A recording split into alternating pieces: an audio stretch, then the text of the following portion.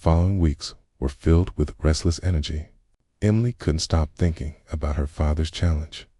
She wanted to build something meaningful, something that reflected not just ambition, but also compassion. Late one night, while scribbling ideas in her notebook, she thought of the children at the shelter. So many of them had dreams, but lacked resources, books, uniforms, even a quiet place to study. And then it struck her. What if she created an organization that gave them what they needed, not as charity, but as opportunity? The next morning, she shared her idea with Daniel at the campus cafe.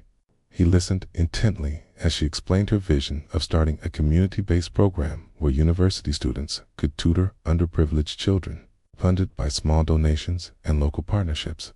"That's incredible, Emily," he said with genuine excitement. "But you'll need more than a good idea. You'll need structure, people, and perseverance."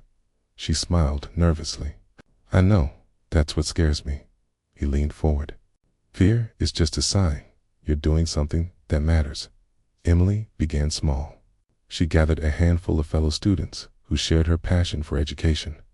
They held their first tutoring session in a borrowed classroom with mismatched chairs and barely enough supplies. Only 5 children showed up, but Emily treated it as if it were 100.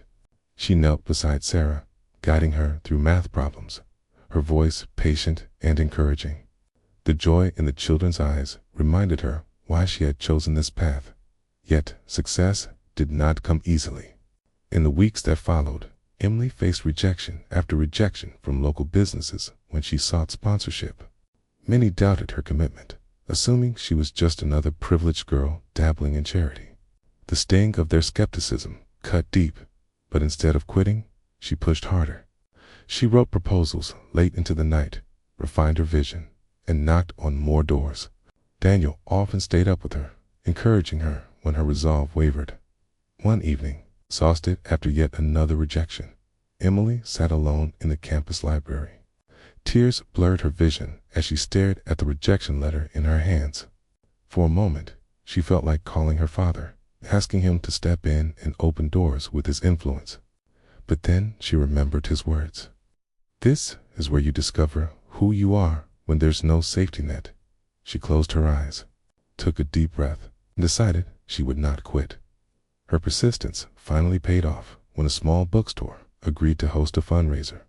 Emily and her friends organized a reading marathon, inviting people to sponsor hours of reading, with proceeds going to buy supplies for the children. To her surprise, the event drew a crowd larger than she had ever expected. Students, professors, and even strangers joined in. By the end of the night, they had raised enough to buy dozens of books and notebooks. Holding the donation box in her hands, Emily felt a surge of pride, not because of the money, but because it had come from her effort.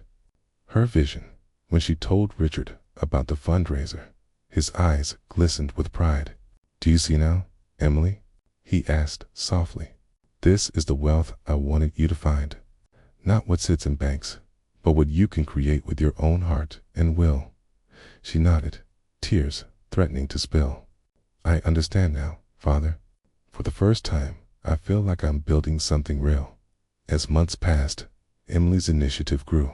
More students volunteered, more children joined, and the shelter became alive with energy and hope.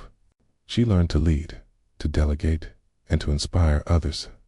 But with growth came greater challenges balancing studies, handling finances, and keeping volunteers motivated. There were days she felt overwhelmed, but each time she remembered the children's faces, she found the strength to continue. One day, Sarah approached her with a handmade card that read, "Thank you for believing in me." Emily hugged her tightly, realizing that this little girl had unknowingly given her the greatest reward of all. It wasn't about recognition or success, it was about impact. She had touched lives, and in return, her own life had been transformed. Back at home, Richard watched his daughter with awe. She was no longer the sheltered heiress who once lived behind walls of luxury. She was a leader, a dreamer, and above all, a giver. One evening, as they sat together after dinner, he said, "Emily, I built skyscrapers and companies, but what you're building is far greater. You're building people, and that will outlast any empire." His words etched themselves into her soul, fueling her determination to keep going. For the first time in her life, Emily no longer feared the future. She was ready to embrace it, not as Richard Lawson's daughter, but as a woman who had found her own path.